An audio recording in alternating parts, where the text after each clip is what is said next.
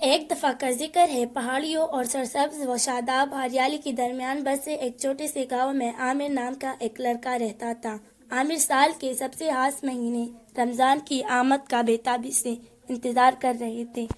جیسے ہی آسمان پر ہلال کا چاند نمودار ہوا، رمضان کے آغاز کا اشارہ دے رہا تھا۔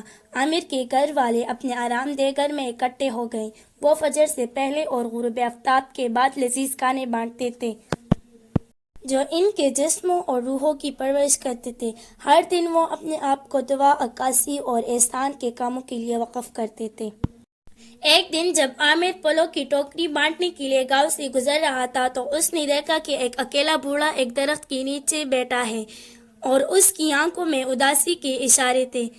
عامر بغیر کسی ہچکچاہٹ کے اس آدمی کے پاس پہنچا اور اس کے کچھ پھل پیش کیے۔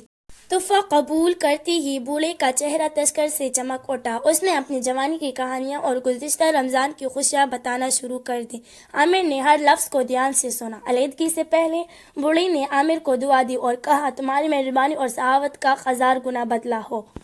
جیسے جیسے رمضان کے دن گزرتے گئے، عامر جہاں بھی جاتا محبت اور خوشی پھیلاتا رہا۔ اس نے اپنے پڑوسیوں کی کام کاج میں مدد کی، گاؤں میں بیماریوں کی عیادت کی اور سب کے لیے امن اور خوشی کے لیے پرجوش دعا کی۔ رمضان کے آخری دن جیسے ہی گاؤں عید الفطر کی تیاریاں کر رہا تھا، روزے کے مہینے کے اختتام پر ایک خوشی کا جشن۔